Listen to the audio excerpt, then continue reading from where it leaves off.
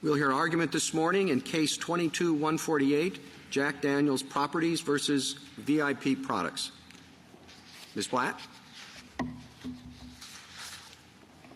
Mr. Chief Justice, and may it please the Court. This case involves a dog toy that copies Jack Daniel's trademark and trade dress and associates its whiskey with dog poop. After a 4-day trial, the District Court found both infringement and dilution. The Ninth Circuit erroneously reversed both holdings. As to infringement, the Ninth Circuit did not disturb the trial court's finding of likelihood of confusion.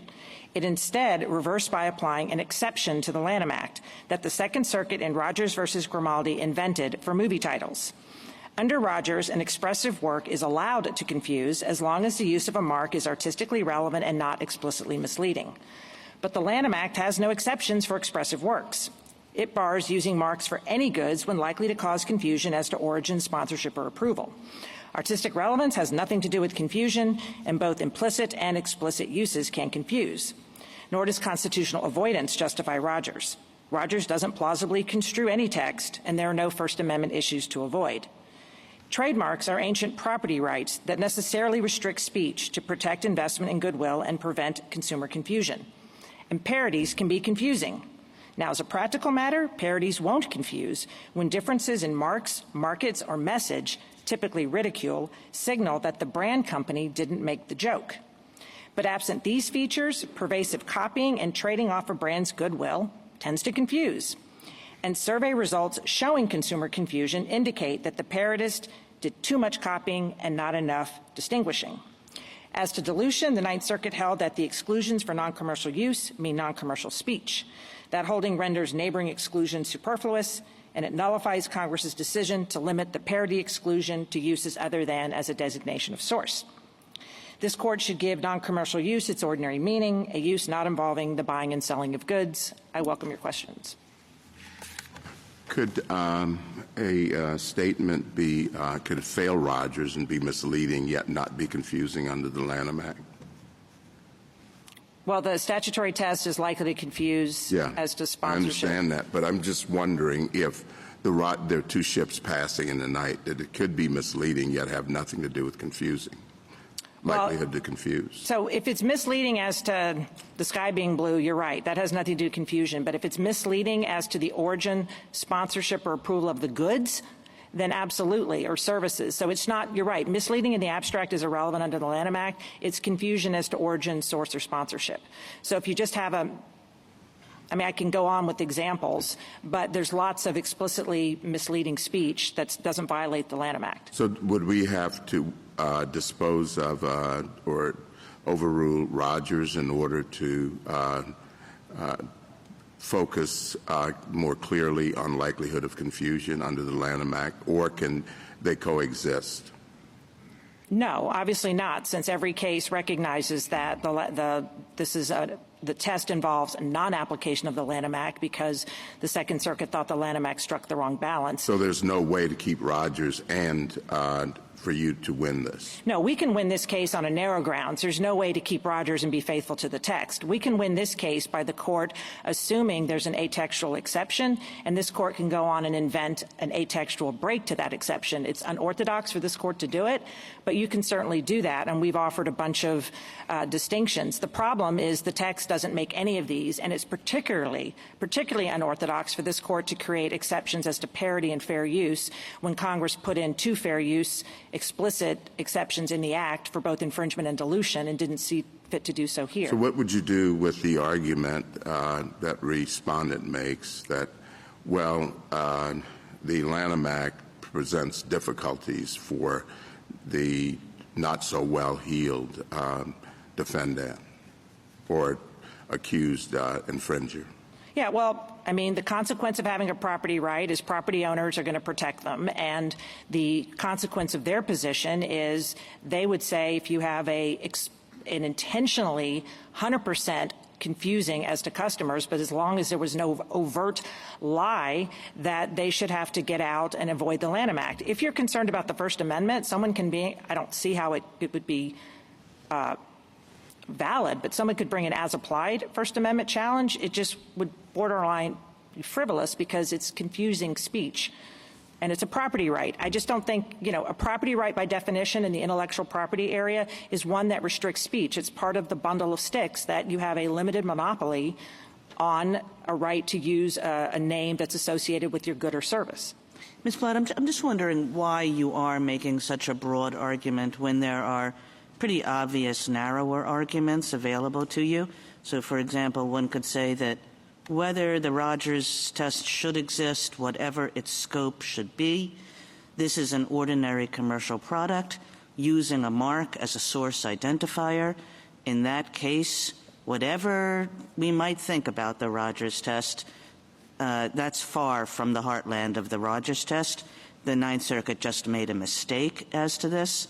The end. Why wouldn't that be sort of the obvious or appropriate way to resolve this case if we were coming out your way? It's a totally obvious and appropriate way, but as a lawyer, we have a quandary that you usually are up here saying I need a legal principle, and I don't want you answering my hypotheticals of, well, that's not this case. So I've got a I think that's a pretty good legal principle. It's like it's an ordinary commercial product using a mark as a source identifier.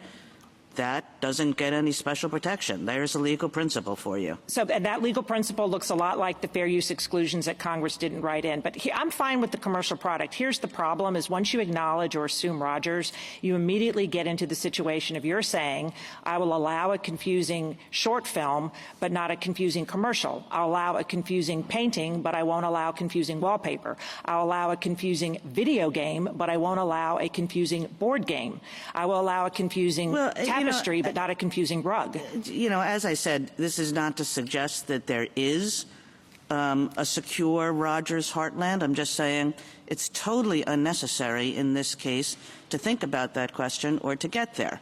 And I'll just add a little bit. The reason why every court of appeals that has thought about this question has adopted something like Rogers is because there are cases which look really different from this case. There are, an art photographer does photographs using a Barbie doll, which is clearly meant to have some kind of expressive meaning and is not an ordinary commercial product like this one and doesn't use the Barbie doll as a source identifier.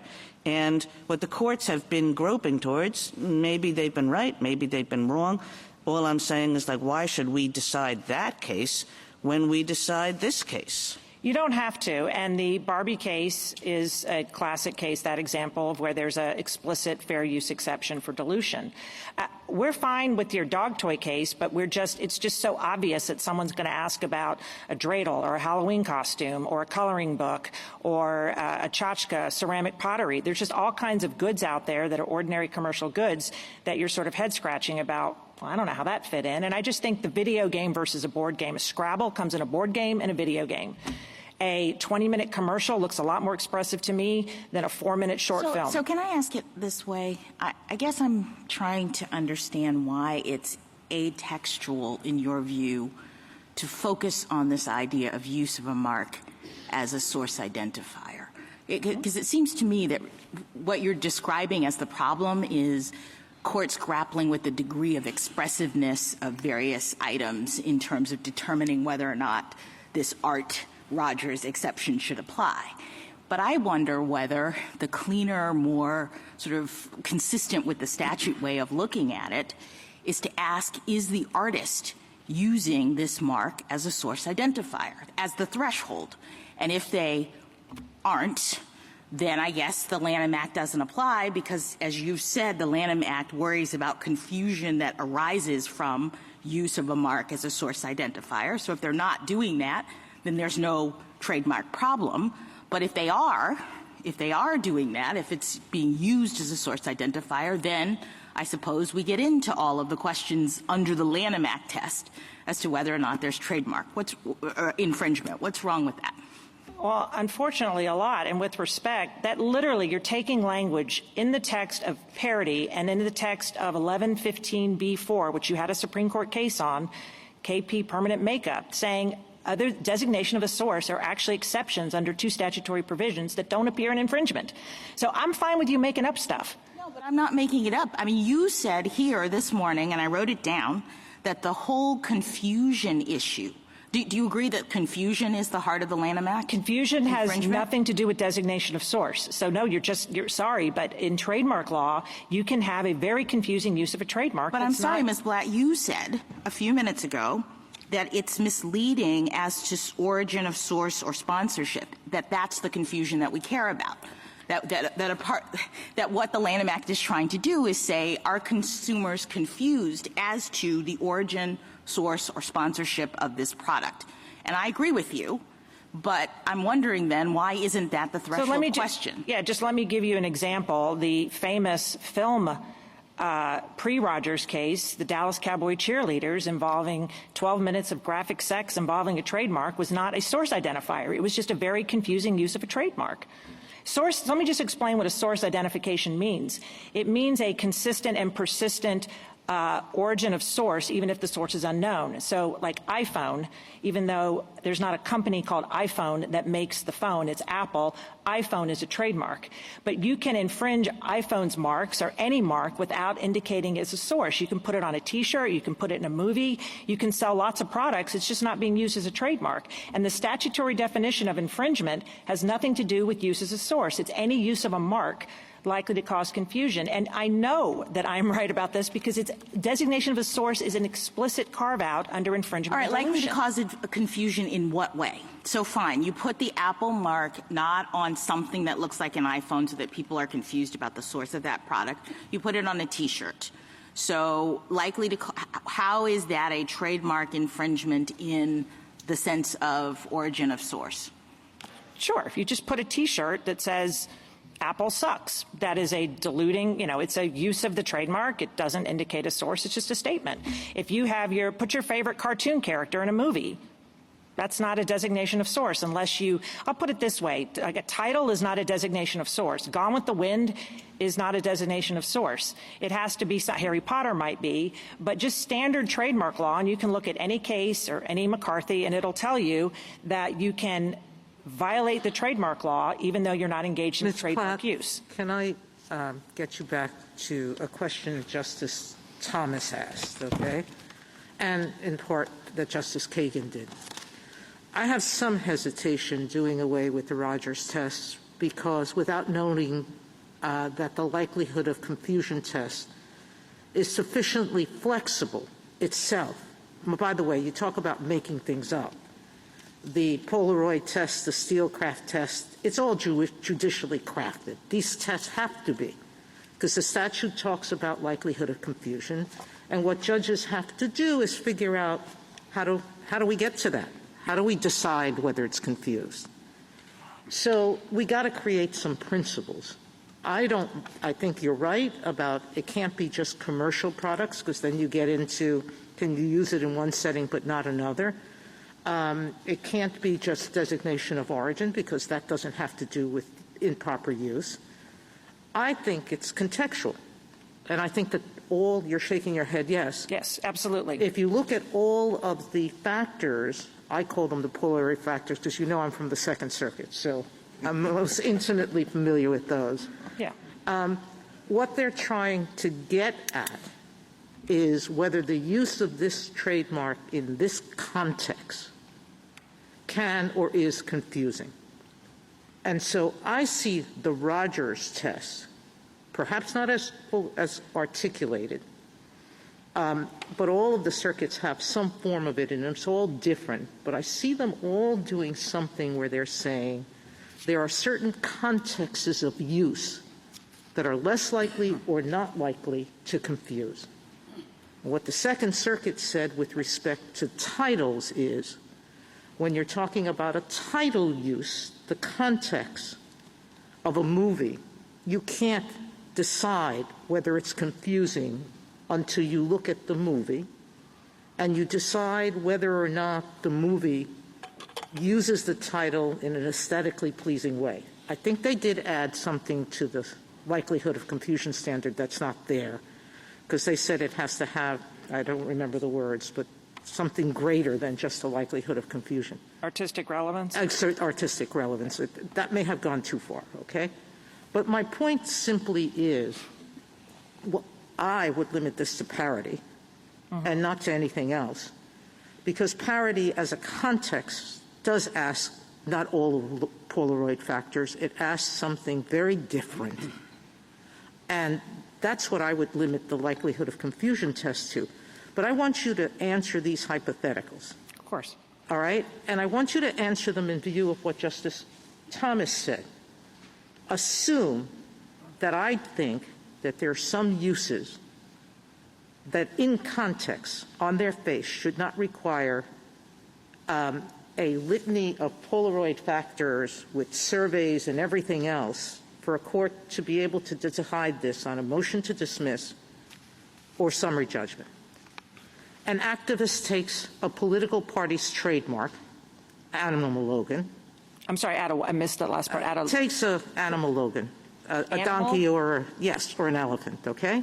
Oh, elephant. Yeah, whatever. I got it. One of the political party's animal Logans, and makes a T-shirt where the animal looks drunk, accompanied by a slogan, "Time to sober up, America." And they wear that proudly at a protest or here in court. Do you want my answer? She sells these T-shirts on Amazon. Okay. The political party gets a consumer survey purportedly showing that 15%, 20, 25, 10, whatever number we make up, okay, think the activist needs the party's permission to copy the logo. So, I'm a judge. I know what I would do. But tell me what you would do. And do they have to go through a full trial under the Polaroid factors to decide this case? Okay, so, first of all, that's funny. Your example, I'm going to give you that. Second of all, if I could go back to the point about Polaroid, there is the fact that a product, including your T-shirt example, is funny or it has a parody is not relevant. What is extremely relevant is any characteristic. Is whether the person viewing it would get the joke. No. And so isn't that the issue that we're dealing with in confusion? Well, I'd like to get this answer out. It's not whether you get the joke. You get that somebody other than the brand wasn't making the joke, because that's all that matters. Not ha is not a standard under the Lanham Act. It's whether it's confusing as to source. Now, in your Republican, elephant well, that's example, going back to Justice Jackson's point, and you said it's not only about source. So what else is it about? Right. Okay. On your elephant example, in terms of if there's a mistaken idea that, oh, well, you had to copy. Okay. First of all, on consumer surveys, they're capturing, for whatever reason, because consumers are dumb or they're confused about the law or just the way they make marketing decisions, surveys are picking up the real world marketplace that a judge who has hindsight bias and is highly analytical is not going to represent the purchasing public. The reason we have surveys in the first place is pretty amazing. In 1948, Jerome Frank on the Second Circuit had a case involving teenage girls' underwear, and he said, you got to be kidding me. I'm a man. Everyone on this court is a man. How am I supposed to know this? Couldn't somebody do a survey? And surveys were born. And that was in 1948. So it's just a little bit rich to trash surveys when the whole point that they came out was to help consumers. Now, on that bit about there's a mistaken perception, it's not a mistaken perception. You do have to get permission if it's confusing. Now, your example on the T-shirts, if there's a survey on 15%, and I also heard in there some sort of implicit thing that 15% was too low. If this court had a rule saying, advocates, please do not have briefs that are likely misleading, and if you want us to say, advocates, that can go up to 50%, because it's okay if only 20% of judges found it deceptive, or even 40%. It has to be more than half. So I think what you're... but that's the basic problem, which is the percentage. At some point, it's a political statement. It has First Amendment rights. And even if 20, maybe even if 75, it's very clear that at a certain point, those people may be wrong on the law. They don't need permission to make a political joke. They don't need permission to make a parody. You need to get permission if it's a confusing parody. Now, in terms of I do want to get this point out. There are three very important sleek craft factors that bear on the specifics of parody. And the other dog toy case involving Chewy Vuitton, it was a play on Louis Vuitton and Chewy Vuitton. The contrast with that case and this case, I think, tells you everything you need to know about likelihood of confusion. In the Chewy Vuitton case, it was on substantial similarity in marks. the uses in the mark, and is there some sort of dispelling characteristics that says, you know, the definition of a parody is that you have to conjure up enough similarity, but then you immediately simultaneously distinguish and say, but this is not, someone else is telling the joke. And in the Louis Vuitton case, the court said, I'm immediately struck by how different. Our court said, I'm immediately struck by how similar. There were 9 virtually identical things that were unchanged. In the Louis Vuitton case, he said almost all the designs were different. In the uses of the markets, in the Louis Vuitton case, Louis Vuitton makes dog products, but they're $1,200. They're complete luxury products. They only sell in boutique stores or in boutiques and department stores. In the Jack Daniels case, Jack Daniels makes dog products and sells licensed merchandise like hats and bar stools and what have you in the same markets that Bad Spaniels was selling its dog toys. And when you have a consumer survey that tells you the consumers didn't get the joke, they could have thought it was funny. And by the way, only 7 people said they thought there was a confusion as to who owned it, who needed permission, and that still left 25% confusion, which is still, you know, a massively high consumer survey. So it is not all the sleek crack Polaroid factors will be relevant. And the other thing I want to say before the government gets up here, for 30 years, what I've been saying is what the PTO has been doing. They've been finding parody after parody, either confusing or not confusing, based on the same thing that this trial court did. It looked at how similar and famous the mark is, and is there something that kind of says, whoa, it's so obvious. I think in the Republicans go around drunk and need to sober up, your average consumer is going to think the RNC didn't do that. But I could go on and on and on. And the other thing I just wanted to say about your aesthetically pleasing, the movie Debbie Does Dallas was not aesthetically pleasing. It infringed a trademark. It infringed someone's property rights, and it was diluting. So the other side wants to talk about the uses they like. They don't want to talk about the pornographic and poisonous things that can be done when you infringe someone's trademark. Thank you, counsel. Justice Thomas, anything further? Justice Alito?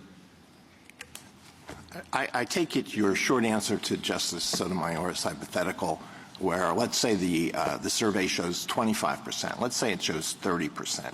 Your answer is that has to go to the jury.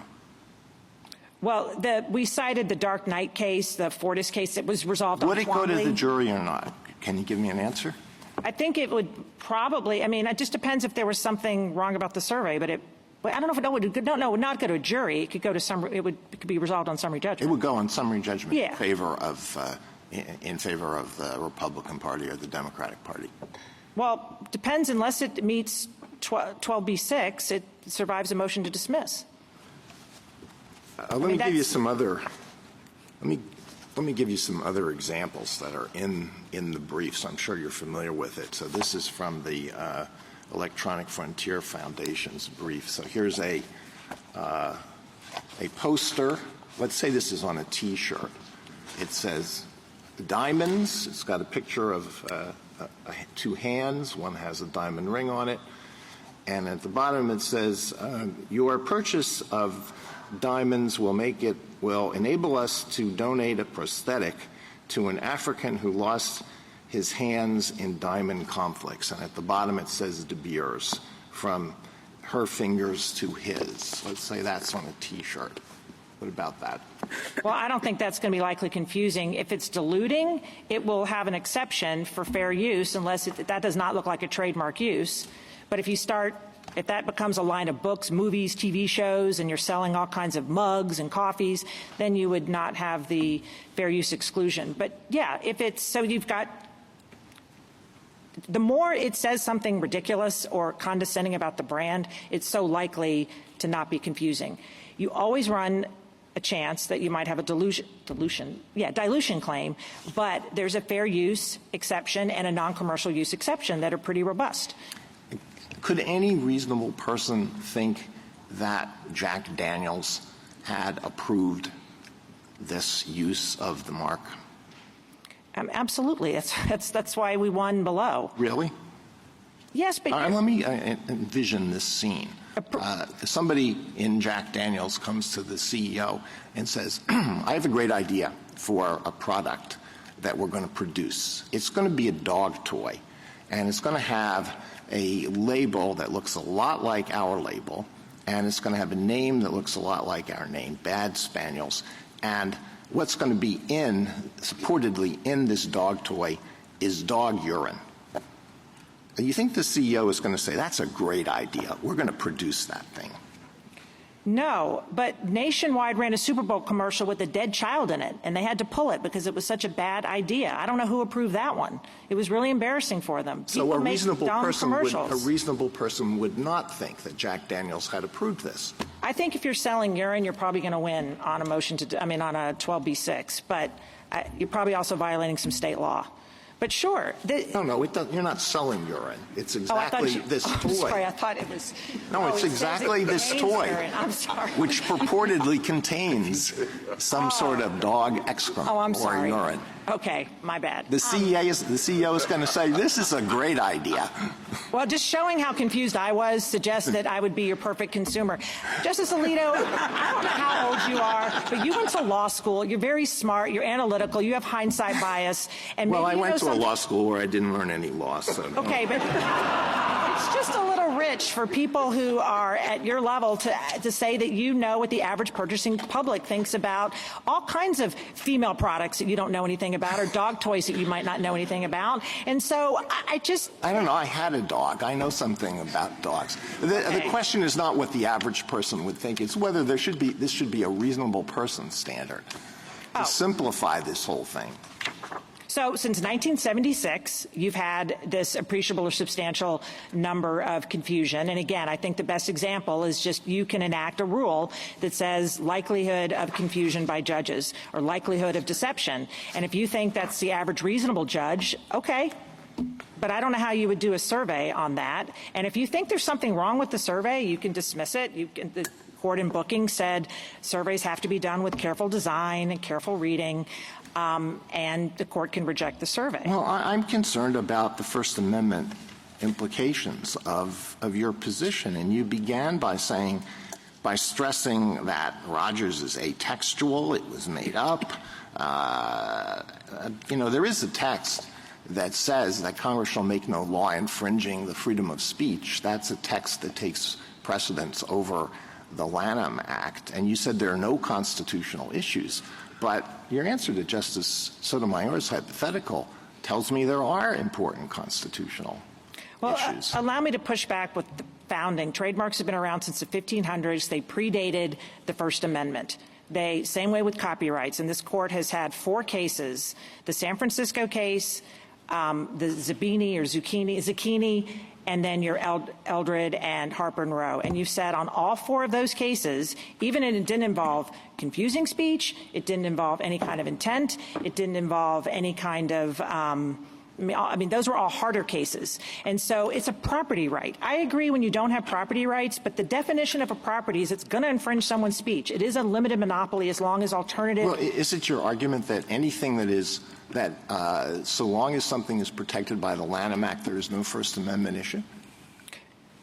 Well, when you say, I think that unless you're going to bring it as applied, you have to, it's confusing speech and it goes to the dilution. But yes, I think the Lanham Act is clearly constitutional. You've all but held that in the San Francisco case. No, the question isn't whether it's constitutional. The question is whether it should be interpreted, and this is where Rogers may come from, in a way that does not bring it into conflict with the First Amendment. Well, then you should strike the statute as either facially invalid or as applied to a dog toy. It just seems that you're overturning centuries and billions of dollars of brand investment as to confusing. What I hear you saying is that you're worried about you think are non-confusing uses, but courts have been, I think we cited it on page 25, case after case that rejected parodies.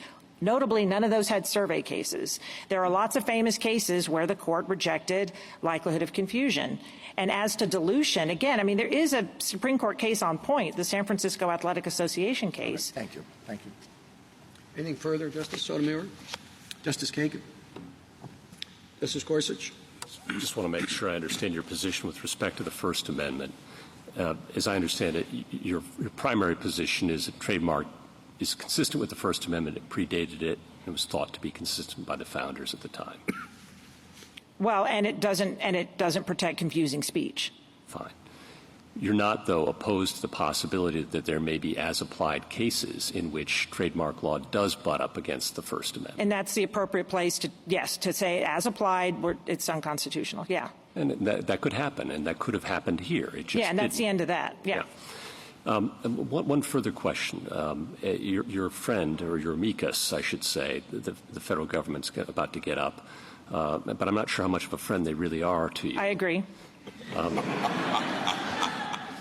And their argument is that the district court here failed to, even under the appropriate test that you are arguing for, consider parody and confusion in this case, and we should remand for reconsideration of that issue under existing standards. Forget about the Rogers gloss. And I just wanted to give you a chance, briefly, fair. To talk about that. Yeah, so Justice Gorsuch, we agree you remand, and VIP has lots of arguments that we didn't meet the likelihood of confusion test. So that will be on remand. We'd have to win that. But as to the government's argument, which is that there was a weighing of the capitalizing on the goodwill and not enough weighing as to the need to copy, we are relying on 30 years of PTO case law that has never mentioned, they mentioned trading off of goodwill as a factor for confusing because it tends to confusion, and not once in 30 years has a PTO case rejecting registration based on parity has it said, well, we're going to discount this similarity. They're just looking at likelihood of confusion. You agree, though, that we would vacate and remand, and the Ninth Circuit will do what it will do. Yes, and they did brief. That's fully, all those issues are fully preserved, the other side. Yes. So they have all those arguments on remand. Thank you. Justice Kavanaugh? Justice Barrett? Justice Jackson? So going back to Justice Gorsuch's point, isn't trademark consistent with the First Amendment because of trademark infringement's limited scope? And by that I mean, isn't the point of having a trademark to identify the mark owner's own goods or services and to prevent others from passing off their goods and services as the mark owner? So the confusion that we care about is that people in the marketplace are going to be looking at these items and think they're the mark owners because of the way they're labeled, rather than the person who actually created them. If I'm right about that, then I guess I'm trying to understand why shouldn't the defendant have to be using the mark in a way that identifies who is responsible for it in order for trademark infringement to even apply? So passing off was in the 1920 Act. It started extending past that in the 1946 and then in 1988, so it's just always been extended past passing off. And it's never been limited to designation of a source since the first Trademark Act of 1881.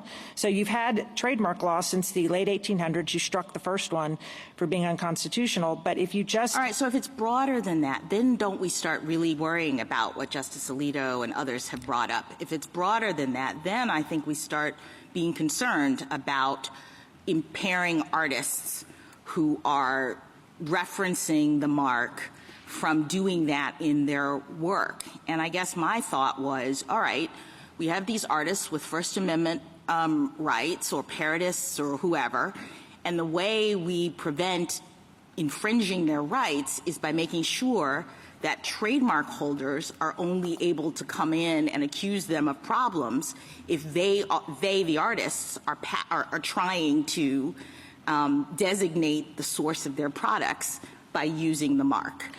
I think that's a reasonable policy proposal, but here would be my response to Congress, is that when you... Isn't that what the statute was trying to do? That's the point of confusion. That's the area of confusion that you keep saying is what the statute is all about. So Rogers was not even applied past titles until 2003 and not to the substance of movies until 2008. We've had a very vibrant film and artistic community since, I don't know since when. So the arts have flourished. All right, one last question. Sure. I'm sorry. All right, let's say that's my view, okay? If I think that the Lanham Act only kicks in if we have an item that is being passed off, as you say, or an item that is creating confusion as to the source or origin or sponsorship, all right? do you have an argument in this case with respect to this item? Yes. That it's confusing in that way, as to origin or sponsorship or source? Yeah, that was that's on page 5, but that was the survey, that was the finding, and on page 5 of our reply brief, we have 6 ways to Sunday on why this was a designation of source, including the admission in their complaint. All right, great. Thank you. Thank you, counsel. Mr. Garnieri?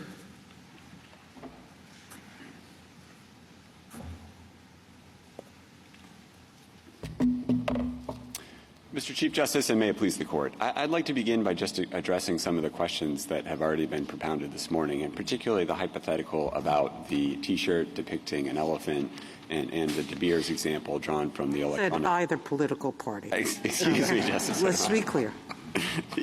Unspecified political party parody on the T-shirt.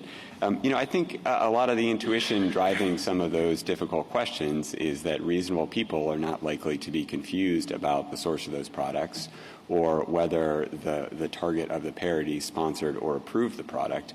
And I think that intuition is fully captured by the likelihood of confusion test, and that's the statutory standard that we think should be applied in all of those cases. Rogers and the position that respondent is defending in this case is very different. That view says that you should be allowed for various vague First Amendment policy concerns, you should be allowed to engage in this behavior even if it is likely to confuse consumers about the source of your goods or about the senior mark holder's sponsorship or approval. And I think that view just can't be squared with the Lanham Act itself and is not compelled by the First Amendment. I welcome the Court's questions. So what exactly would you do with Rogers? Well, we think that Rogers was incorrectly decided, and the Rogers standard is inconsistent with the text of the Lanham Act, and I think you can see that for at least 3 reasons. First, as applied by the Ninth Circuit, Rogers is an antecedent test that the infringement plaintiff has to satisfy in order to even invoke the Lanham Act. The Court reiterated that at footnote 2 of its opinion on page 33A of the petition appendix. You have to get over Rogers and then also show likelihood of confusion, and that's just plainly inconsistent with the way the statute was designed to operate. The second point is that Rogers is substantively inconsistent with the Lanham Act. Rogers requires a showing either of a complete lack of artistic relevance or that the use of the trademark is explicitly misleading. But, of course, as Ms. Blatt explained, you can have confusing uses of marks that are implicitly misleading. So, Rogers currently is operating to protect a lot of behavior that could it's actually likely to cause confusion to consumers, and the Lanham Act makes that kind of trademark use actionable as infringement.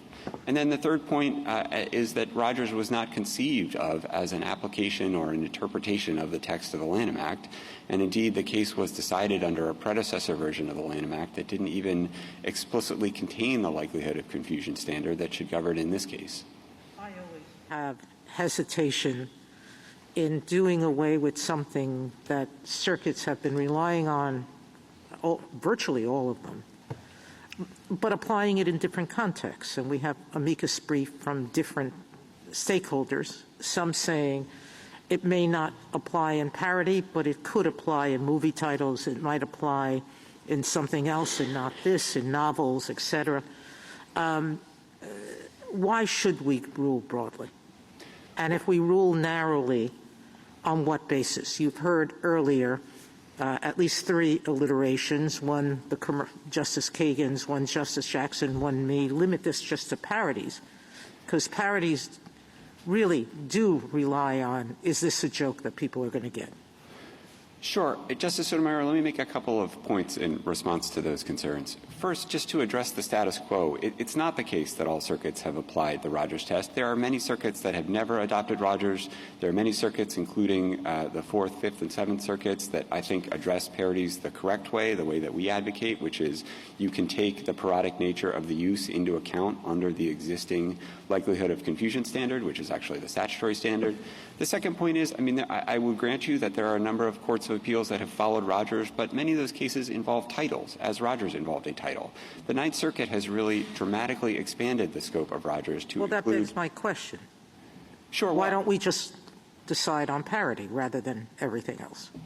Well, I think Rogers, at least as conceived by the Ninth Circuit, is not limited to parody, so I think the Court would, if you're saying that Rogers is inapplicable to the circumstances of this case, I think you would probably logically be saying it shouldn't be applied not just in cases involving parody, but in other. I don't know why that's logical, because we're not dealing with titles, movies, or anything else. Fiction. I'm sorry. Go ahead. Well, I mean, I think our principal response is that if the rationale for the decision that the court adopts is that Rogers can't be squared with the Lanham Act, it's hard to understand how that would be limited to parodies. It wouldn't apply equally to other supposedly expressive uses of marks that are currently covered by the Rogers test in the Ninth Circuit. Counsel, if is the government's position that in a case of likelihood of confusion, the Rogers test is out of the picture, or that the First Amendment across the board is out of the picture? I think it's just the former. We just think the Rogers test is the wrong way to approach these cases. It has no sound basis in trademark law or indeed in the First Amendment. But, as Justice Gorsuch's questions to Ms. Blatt illustrated earlier, I think you could still have an as-applied challenge. I think if the court gets rid of Rogers and tells the lower courts that Rogers is not the correct way to do this, the correct way is to apply the likelihood of confusion standard, that doesn't foreclose an as-applied First Amendment challenge in an appropriate case. But Rogers is not itself an application of any established First Amendment principles. I cannot think of any area of this Court's First Amendment jurisprudence which requires courts to make judgments of artistic relevance or in which the government's authority to regulate turns on judgments of artistic relevance. The explicitly misleading prong of Rogers also has no sound basis in this Court's First Amendment precedent. There are areas of false and misleading speech in which the government can regulate, but those, including fraud, defamation, perjury, in those areas of unprotected speech, it has never mattered whether the deceit is explicit or merely implicit. I mean, that's just a distinction that was made up by the Second Circuit in Rogers, and I think it's time to put an end to it. And, Counsel, I'd like to understand what you would have us do with respect to the remand, because you do argue that even under the Lanham Act's text, always a place to start, likelihood of confusion, that the district court erred. And it didn't fully account for the parody nature of this product. So exactly what instructions and how would you articulate that? Sure. Well, in our view, the district court committed legal error in failing to take account of the parodic nature of respondents' use when applying the likelihood of confusion factors that are applied in the Ninth Circuit. I think that is primarily apparent in the district court's consideration of the similarity of the marks factor, which is a factor that all the courts of appeals consider relevant to evaluating the likelihood of confusion. The district court, in our view, the way that parody enters into the picture in most of these cases, that ordinarily you would think that the more similar two marks are, the more likely consumers are to be confused. And a fact finder could conclude that that's not the case in a parody case, because the parody, by its nature, is going to be drawing some humorous contrast with the original, and that contrast will itself serve to distinguish the two in the minds of consumers. And I think the court could make that clear in its opinion, and petitioner and the government have a disagreement about how best to read the district court's opinion, whether the district court actually made the legal error that we think the court made. That's really a question for the Ninth Circuit to resolve. Let me see if I have it, okay? And I may not. But that the similarity of the marks was a great emphasis in the district court's opinion, and perhaps too much, to the point where there are some parodies in which the marks are going to be very similar, but everybody, or most everybody, or a reasonable person, and I guess the question is which of those, would understand that the whole point of the joke is that it isn't the trademark holder's product, it's somebody else's. Yes, Justice Gorsuch, I think that's exactly right. Okay. Mr. Guarnieri. Which of those is it? Some percentage or a reasonable person? It's an appreciable number of ordinary consumers exercising ordinary care. That's a longstanding standard. It's derived from this Court's cases that predated the Lanham Act. And what about the fact that a lot of people surveyed may think that, as a matter of law, it was necessary to get the approval of the mark holder? Well, that's a hard case. That's a hard question. There are, certainly some amici supporting respondent who say that that's a kind of legal mistake that should just be dismissed in the likelihood of confusion analysis. I think that's hard to say because the Lanham Act itself, one theory of trademark infringement is that consumers are confused about whether the mark holder has granted its permission to use its marks. That is, whether it has granted legal permission to the allegedly infringing junior mark. If the surveyed consumers think, yeah, you couldn't do this without getting Jack Daniel's permission, I think that's evidence of likelihood of confusion in the. Now, I will say, just to step back a second, surveys are just, I mean, it's one piece of the puzzle here, but it's not the whole thing. They are meant to be an approximation of consumer perceptions in the marketplace. The point is that these surveys are expensive, and they're in a test that is a multi-factor test, which is confusing, which doesn't provide a lot of guidance in particular situations. It's an extremely kind of expensive litigation to go through. So when you look at these hypotheticals that were given to you, whether they're political or whether they're artistic speech, and your first-line defense of this, and as I conceive it, your second and third line defense too, is don't worry, you'll win on likelihood of confusion. I think that what this Rogers test is all about is to say that there are some things, the political hypotheticals, the artistic speech hypotheticals, that shouldn't have to go through this whole analysis, and that we can get rid of in the first instance on a motion to dismiss without surveys, without a lot of fuss and bother. Well, Justice Kagan, you can adjudicate a trademark infringement suit on a motion to dismiss at the 12b6 stage if the allegations in the complaint do not plausibly allege infringement. They do not plausibly allege a likelihood of consumer confusion. That's the ordinary standard that applies in every other context in federal litigation. It is. Well, every other context in federal litigation doesn't involve the kinds of clearly First Amendment protected speech that these hypotheticals are about. So the point of these hypotheticals is to say that every other context in litigation really doesn't cut it when you're talking about protected political and artistic speech. Well, if you were to raise, in any other context, if you were the defendant in one of these cases, in a non-trademark case, and you were the subject of a statutory claim and you wanted to raise as a defense that the First Amendment protected your conduct, you would have to litigate that defense. You don't get a special off-ramp at the beginning of the litigation just because it might be expensive to litigate the defense that you'd like to raise. And I think in general, the costs of litigating a trademark infringement suit are not a compelling reason to displace the statutory standard with this Rogers standard that is not itself based in trademark law or indeed based in established First Amendment principles. The other thing I would point out, I mean, I take the point in some of the briefing on the other side that there is a possibility or a threat of abusive litigation tactics that could chill legitimate, non-confusing uses of marks. And I think the Congress already addressed that concern to some extent by providing for fee shifting in the Lanham Act, which is itself an unusual feature in federal law. In an appropriate case, a district court that could, found that a case was brought in bad faith to chill speech that is not confusing, you could award attorney's fees, and that serves as a deterrent to some extent. Some of the hypotheticals and actual cases that are highlighted in the briefing in this case do seem to me to present serious First Amendment issues.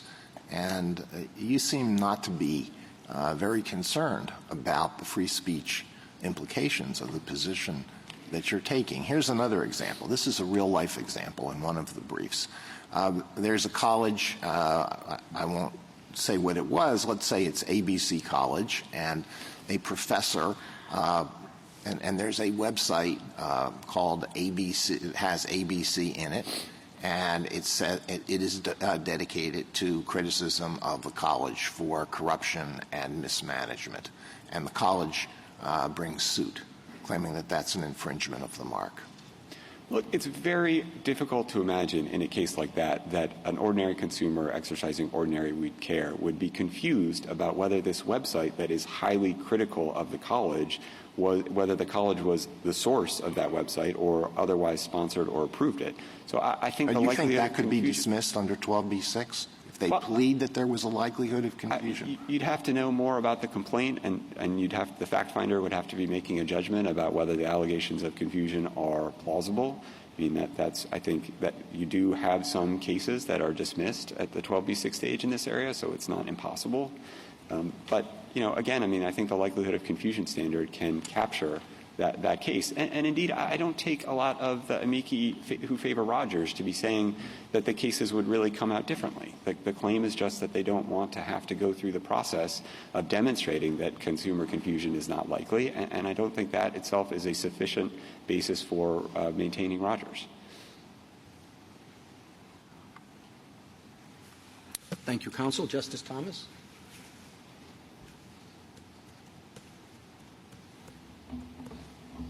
Justice Kavanaugh?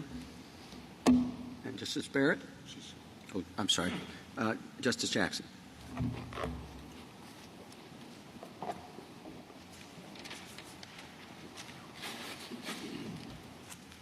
Mr. Cooper? Mr. Chief Justice, and may it please the Court. In our popular culture, iconic brands are another kind of celebrity. People are constitutionally entitled to talk about celebrities and, yes, even make fun of them. Jack Daniels advertised in its self-serious way that Jack is everyone's friend, and Bad Spaniels is a parody playfully comparing Jack to man's other best friend. And it's clear in this case that what Jack Daniels is complaining about is not Bad Spaniels as a designation of source. They're complaining about the speech, the parody, the comparison to dog poo and a Bad Spaniel, not the mark. Parodies on non-competitive goods, like Bad Spaniels, aren't likely to cause confusion as to source or approval. As this Court recognized quite properly in Campbell, companies simply do not license lampoons of their own products. The circuits developed the Rogers test to protect expressive works generally, and it keeps the threat of extended litigation from silencing speech. That's particularly true when well-heeled celebrities go after parodies. The Solicitor General agrees that the general multi-factor test is usually applied does not work for parodies, and that the District Court misapplied the factors here. More broadly, a test that convicts pure parodic speech, like Mutant of Omaha, Nuclear Holocaust Insurance, or Michelob Oily in a humor magazine, is broken. A test that requires significant resources to vindicate obvious parodies like Wal-Qaeda or Holocaust or Chewy Vuitton is simply the wrong tool for the job. If the Court is inclined toward the Solicitor General's position, the Court should provide more guidance to lower courts than simply, hey, keep that as a parody in mind, because the burden of litigating the irrelevant or inverted factors itself chills speech. Stripping out those factors, a more focused version of the general test would ask three questions. One, can the Court reasonably perceive the product's parodic character? That's taken from Campbell. Two, what is the proximity and competitiveness of the party's goods? That's taken from the standard test. And third, does the parody otherwise fail to differentiate itself from the parodied mark? This test protects speech while denying a free pass to knockoffs and counterfeits. But fundamentally, the First Amendment is not a game show where the result is survey says I'm confused, stop talking. I welcome your questions. So is your concern, are you as much concerned about the test itself or the location of the test? So what if your test and the factors that are concerning you are rolled into the multi-factor test? Your Honor, I think the Rogers test, if I understand your question. Yes. And the Rogers test is a simpler way of addressing it. Well, I understand that, but what I'm trying to understand is whether or not you are more concerned about the fact that Rogers preempts the Lanham Act multi-factor approach up front, as opposed to you're having the exact same test but at the multi-factor stage. Your Honor, we think that the Rogers test functions best as a screen that takes out all the expressive works at the beginning, so you never have to get to So in other words, you prefer the Rogers test because it precludes the application of the full Lanham test. Well, at least a multi-factor test as that's conceived of as an application. Yes, because the multi-factor test, as this Court recognized in Wisconsin Right to Life, that kind of rough and tumble, open-ended inquiry itself chills speech. So now, with that, what is your best textual hook for Rogers and for the off-ramp that you're proposing and that the Ninth Circuit apply? We think that the broad standard of likely confused or received is fine. There is an entire edifice built under the Lanham Act to try to reconcile that with First Amendment text, whether it's fair use doctrines, which are non-statutory, whether it's nominative fair use, whether it's the Rogers test. There are ways of meshing that and understanding that this text does not provide a standard for the quantum or the mechanism or the means of causing confusion or identify what kind of confusion. Well, but the Rogers test doesn't seem to have its roots in First Amendment jurisprudence, though. Well, I think one has to differentiate the Rogers test as it was originally formulated, and I agree that it's not the most well-phrased test in terms of artistic relevance. I think the intellectual law professor's brief in support of neither kind of approaches the more accurate test to say, not is it artistically relevant, but is it a gratuitous use for the message? So as long as there's a connection, it's not just throwing on a funny trademark that has nothing to do with the rest of the good, then that has a significant relevance. And I think as applied in the Parody case, Parody is an easy case because of the nature of parodies in both saying, I'm the original, but I'm also not the original. Can I ask you, you said that Rogers screens out expressive works, and I think part of the problem that I'm struggling with is all of the uncertainty we have as to whether or not something is sufficiently expressive, and that seems to be where there's a lot of problems in the administrability of the Rogers test. So let me ask you one question, which is it your view that expressive works can never confuse as to source or origin? Because if an expressive work can, I don't understand why it would be entitled to be screened out. I think it's highly unlikely that, and in fact, I haven't seen an example where you could have an expressive work that was likely to confuse if it was not otherwise explicitly misleading. What about the hypothetical of this very scenario? So let's say VIP made a dog toy that was the exact size, shape, and color of a Jack Daniels bottle. Mm-hmm. They called it Bad Spaniels, but the label is identical and everything is the same. And there we have it. Are you saying that that scenario is one in which you would still claim entitlement to expressive screening out? In other words, if we know that these things are, basically identical, except one says Jack Daniels and the other says, or let's do it this way. What if it says Jack Daniels? That's an easier hypothetical. The Chewy dog toy says Jack Daniels, and it's the same color, size, shape, and everything. It is easy, because we would consider that to be explicitly misleading. The parody here, though, is not putting Jack Daniels on a dog toy. There is far more to it. And there is, in this case... What is there to it? What is the parody here? The parody? Yeah. The parody is maybe I just have no sense of humor, but... What's the parody? The parody is multifold, but the testimony indicates, and it's not been disputed, that the parody is to make fun of marks that take themselves seriously. Well, you say that, but you make fun of a lot of marks. Doggy Walker, Dos Perros, Smella Arpa, Canine Cola, Mountain Drool. Are all of these companies taking themselves too seriously? Yeah, yes. In fact, you don't see a parody just like as a soft drinks and liquor companies take themselves too seriously as a class? I think there are a lot of products that take them too seriously and merchandise. You don't see, for example, something near to my heart, a parody of Woodford Reserve bourbon, because you don't get that building up of an edifice of making them into an iconic, a cultural icon and reference point. When you advertise on TV incessantly and you create this image of yourself as something that's so important. So you're just saying anytime you go out after or you use the mark of a large company, it's a parody, just by definition. Because they must take themselves too seriously because they're a big company. I think as applied here, there's no doubt that Jack Daniels takes itself very seriously. No, I don't know. I don't think Stella Artois takes itself very seriously. And they have very funny commercials. Yeah, and I've seen their historical commercials, and they would honor parody too. But Jack Daniels is at the head of the line. I mean, this is okay. I've made my point. No, and I think Counsel, I think the point has been made. I just have a slightly different question. So with respect to Rogers itself, you've said the artistic expressiveness isn't quite right. And you'd agree that judges would make for pretty lousy art critics, I assume. That's correct. Okay. So do lawyers of all kinds.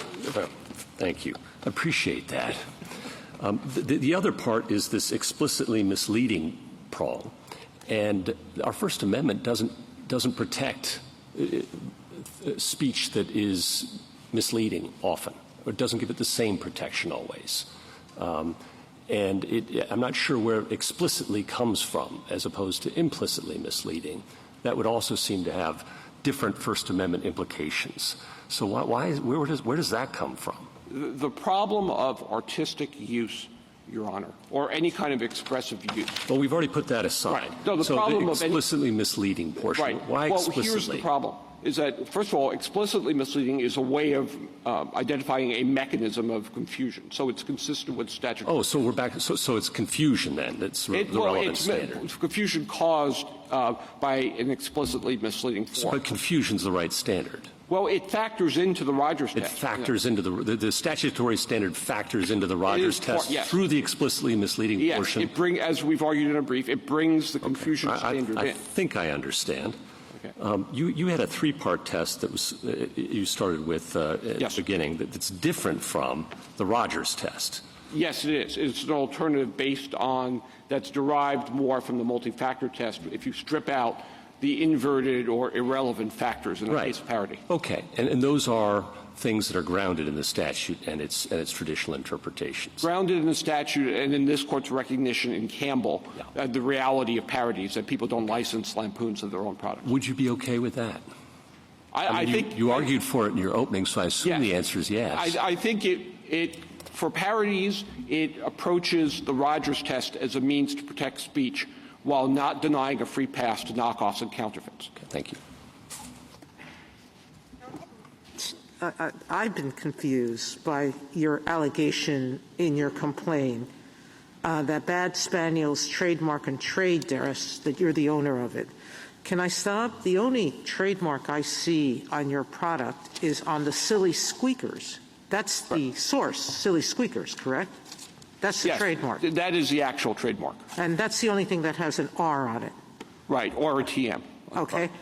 I'm not sure how you're calling Bad Spaniels a trademark, or why you're calling how the bottle, which you admit is the Jack Daniel's trade dress because it's its unique square bottle, how you could claim it as your own. We're not, Your Honor. But Jack Daniel's is claiming that we are using that as a trademark. We're simply... So why did your complaint say that you are the owner of all rights in Bad Spaniel's trademark and trade dress? Your Honor, it's a form allegation of legal ownership, which is a conclusion. It's not, under Ninth Circuit precedent, any kind of judicial admission. What we were just saying in the kind of rote way you do in complaints, that we're Bad Spaniels. And so the question is... You're not Bad Spaniels. You're Silly Squeakers. We're silly as a designation of source on the product. But in terms of identifying... every designer of products that puts their trade name on it, name any famous designer, they have a logo that symbolizes them. They give each design a different name. That's what you do. Bad Spaniels is one among many other names, Justice Kagan. That's correct. We have argued throughout the case in the district court and in the Court of Appeals that neither Bad Spaniels nor the label and the appearance on the toy are designations of source or function as a trademark. But some of your other toys are registered trademarks, aren't they? Doggy Walker is registered. Those Peros is registered. Only the standard character mark, what used to be called the type mark, only that name, not the parodic image. And Jack Daniels has made clear in this case that they don't consider Bad Spaniels to be infringing. It's the totality of the whole look. In fact, in their confusion survey, they used Bad Spaniels and the dog head, as it appears on the hang tag, the product, as their control sample. Did you agree with the suggestion that the First Amendment does not protect speech that is misleading? Well, we wouldn't have very much speech in this country if that were the case. I think that's an overbroad statement. And the court held that it protects speech that is demonstrably false in Alvarez, didn't it? Well, in fact, because people were not relying or going to be misled, something approaching fraud. In this case, there's no evidence that anyone would buy the Bad Spaniels toy believing that it either came from Jack Daniels or Jack Daniels sponsored it in the way that, McDonald's sponsors something that actually comes from its franchisees. So why isn't that the threshold test? Why don't we just ask that at the beginning of all of this with respect to any argument about trademark in this way? Why don't we ask, would a customer, mistakenly believe that this thing came from Jack Daniels, was sponsored by Jack Daniels? Why do we need a Rogers test that is importing, these other kinds of criteria that don't seem to be grounded directly in the statute? Because the methods in which, in a commercial case, with parties that should be operating entirely at arm's length, we determine whether someone would reasonably believe that there was a claim of origin or a claim of sponsorship or representation. Exactly. I'm just saying, so why isn't that the question at the beginning? Because it's so difficult and so subject to misapplication in expressive works, including parodies, that the standard You said parodies are clear. Parodies are the paradigmatic, easy answer to that question. We agree, Your Honor. We agree that this should have been a case susceptible of resolution by a motion to dismiss or motions for summary judgment, because no one looking at this toy could possibly believe. And it wasn't precisely because we have a Rogers test that I think is confusing people into doing other things. No, the district court threw away the Rogers test and applied the multi-factor test and got it wrong. Well, what if we did remand this case, as the Solicitor General suggests, and say, we're not sure where this Rogers thing comes from, but we do think that the district court may not have given adequate weight to the fact that this is a parody and the proximity and the differences in the label in its analysis. Would you have any objection to that? Yes, Your Honor, because the problem... Most lawyers don't stand at the lectern and oppose a win, but No. This will be interesting. I would prefer more of a landslide win than... Oh, well. and something also that... Fair enough. Who wouldn't? And something that also in future cases would provide a clearer guidance from saying, consider how parody plays into it. The problem is, and I say this, before I was an appellate lawyer, I was a trademark lawyer, when you have to litigate 6, 7, 8, 9, 10 factors. If we're going to talk about factors, you're asking us to put more factors into the equation, not fewer, and some that aren't in the statute. And it's an antecedent door that has to be opened before you even get to the statute. I think, first of all, I think I've gotten it down to 3 factors here, and I think there are things those you say are in the statute. I'm talking about the Rogers factors, artistic relevance. We're lousy, our critics, and all that sort of thing has to be done before we even get to those. I think the word artistic could be stricken from the copy of Rogers. I think it's really a matter of relevance rather than artistic relevance. It's not, and I think in practice, it has not proven a test that is difficult to apply on a fair and reasonable basis. And courts have been able to distinguish, for example, in the Harley-Davidson case, someone just using a mark and claiming Rogers and saying, no, there's no message here. There's nothing here. You take as a second best the win. I would take it, say, well, we'd like a win under any circumstances, but I'll take it under the second best. But I'm sorry, go ahead. No, what's critically important, Your Honors, is that whatever the test is, it's something that in this case or other cases can be applied simply and fairly and without spending people who are, as parodists, are punching up in every case. So for me, you still have to fight against a loss. Okay. So, I mean, whether the Rogers test gets the question exactly right, whether there should be a better test to think about First Amendment issues, you're sort of out of that. I think you're sort of leagues away from that. This is a standard commercial product. This is not a political T-shirt. It's not a film. It's not an artistic photograph. It's nothing of those things. It's a standard commercial product. I don't see the parody, but, whatever. You're using this, as your complaint says, as your registration on the other product say, as the placement of your hang tag says. You're using it as a source identifier. It seems like just not a First Amendment Rogers kind of case. And the First Amendment Rogers kind of case, I think what this argument suggests is those are hard questions. I guess the question is, why aren't you leagues from Rogers? I will agree with Jack Daniels' counsel on one thing. The distinction between utilitarian goods and expressive works is a non-existent standard. Your Honor gave as an example a T-shirt. T-shirt, people buy them in order to not get caught up with public nudity. They are functional utilitarian goods, but they may also bear a message, whether it's a hat or a hat, we all know can become political symbols, or a T-shirt or a coffee mug. Okay, a dog toy, I'm just going to say, is a utilitarian good. Yeah, there might be some hard cases. I actually don't think that the political T-shirt is a very hard case. It says something, it's making a point. But dog toys are just utilitarian goods, and you're using somebody else's mark as a source identifier, and that's not a First Amendment problem.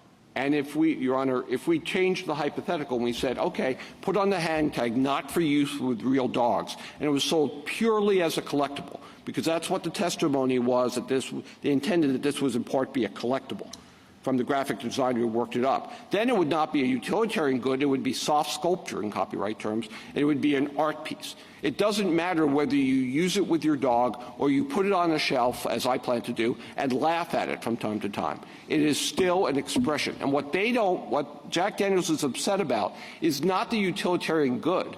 They're upset about the speech that's born on it. But it does matter whether you put it on the shelf, because the Lanham Act doesn't care about that. If you put it on a shelf, right, then you're not using it in commerce. You're not shopping it around and potentially confusing people into thinking that Jack Daniels is selling this.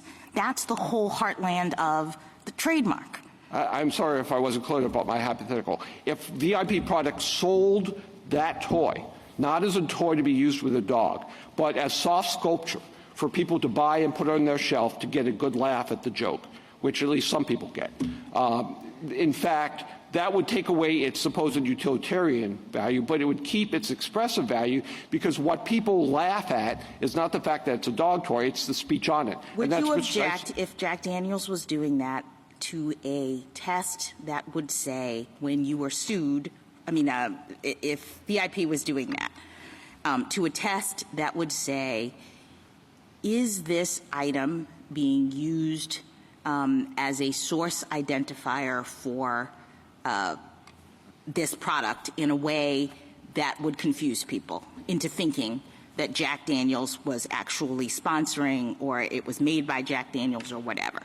Would you object to that being really the primary question that is being asked? Well, that inquiry, Your Honor, does not turn on whether it's being used as a utilitarian good or not. True. I'm asking something slightly different. The question is whether people perceive, whether a objective, reasonable consumer would perceive that this came from Jack Daniels or that Jack rather than does this have artistic value?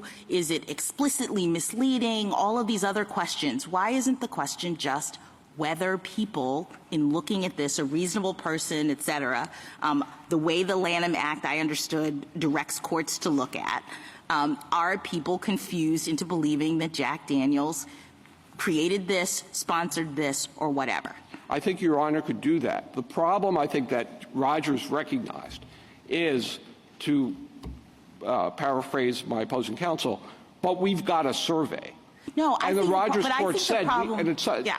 Let me just say, Yeah. it's a survey, and also I think, as the Cliff Notes Court and other courts have noted, that when you're dealing with expressive work, you have to accept a slightly higher degree of confusion. But it sounds like what you're doing is saying, when you're dealing with an expressive work, we get a pass under the Lanham Act. We get to, even though the standard ordinarily for trademark violations and what Congress cared about is people putting things into the marketplace that confuse consumers into believing that that it's from the mark holder or sponsored by the mark holder. If it's an expressive thing, then we don't really have to do that. We can put our thing out there. People can be totally confused, but we then just scream First Amendment and we get out of Lanham Act liability. And I don't see that in the statute, and that's what I'm worried about. And I don't see that in the First Amendment either.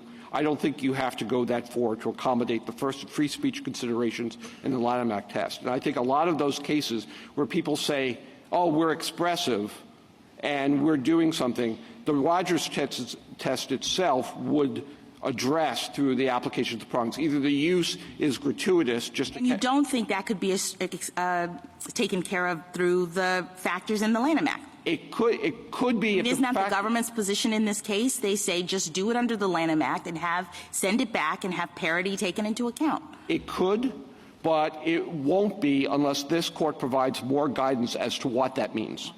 And that's why we gave that stripped-down version of the test.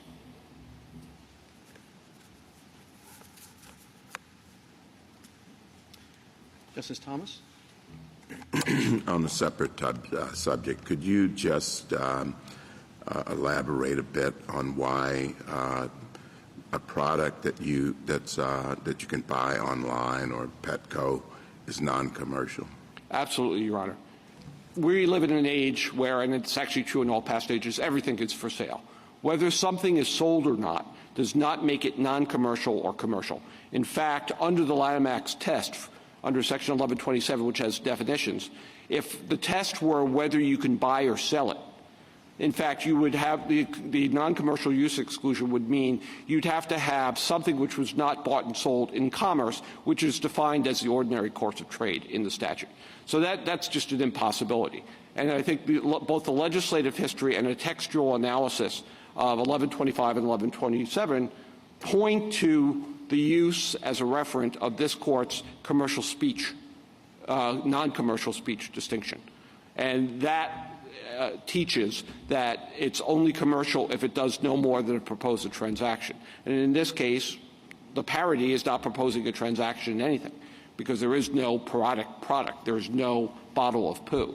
It's simply making a joke, and the joke is non-commercial. But that's what the struggle was, I think, in the Ninth Circuit's MCA records case, looking back at the legislative history, and also the commentary we've submitted to the court, analyzing what this exclusion was supposed to serve, and what the reference was, and how it fits with not only this court's doctrine on non-commercial speech, but also how it fits with the other exclusions. Well, I still don't know what that means, but give me an example of something that is commercial, then. A commercial would be an advertisement? No. Something that is commercial, that is not non-commercial. I think an advertisement would be commercial speech, that it proposes a transaction. And so if we were to have something that advertised a product, let's say Bad Spaniel's whiskey, and there was an ad for Bad Spaniel's whiskey, that advertisement would be commercial speech. You're proposing a transaction. But that's not what we're doing here. We're not selling a bottle of diluted dog poo, which is the subject of the parody that they're complaining about. The Ninth Circuit and the government is proposing in petitioner that non-commercial is anything you buy or sell, and you've answered that. But they also make the point that saying that non-commercial is anything that has speech in it is too broad, that would do away with the exception for parody, and that itself would undermine the trademark dilution definition. You wouldn't even need non-commercial because the definition says that it applies only to the goods that are in commerce. So why would you need the word non-commercial at all? Well, you could have a commercial use in commerce. But the real problem is unless you read those exclusions broadly as we think is appropriate, you run into the plain fact that dilution by tarnishment is unconstitutional viewpoint discrimination. You're being joined if you tarnish but not if you burnish. It's an end run around the defamation. Well, but that might be true if we were talking about a Mattel-type case, but we're not. We're talking about a case with many exceptions, including a direct exception for parody. So I'm not sure how it runs into an unconstitutional First Amendment burden. But the Ninth Circuit and other circuits have relied on our commercial speech doctrine. Correct. And analogized non-commercial to that doctrine. The Ninth Circuit did it before this case. Yes, MCA records. So why is that wrong? Why is that? I'm sorry. Why is that wrong? It's not wrong. I I think it's the appropriate interpretation to compare it to this. But this would not, under our on our commercial speech doctrine, this would still be commerce. It would not be a commercial use because the parody is doing more than proposing a transaction. It's not even proposing. It's doing both, Counselor. You want people to buy this product because of the parody. That's not the test. I mean, I've seen, I'm exaggerating only slightly, I've seen thousands of dog toys in the market, and you pick based on something uniquely funny about a particular toy. That's correct, but that's not the test. So that's you're proposing a transaction. Any product you sell proposes a transaction in the sense that it's an appealing product, but that's not what the test is. Thank you. Justice Alito, anything further? Justice Sotomayor? Yeah. Justice Kagan? Justice Gorsuch? Okay. Right. Justice Jackson? Okay. Thank you, counsel. Thank you. Ms. Blatt, rebuttal.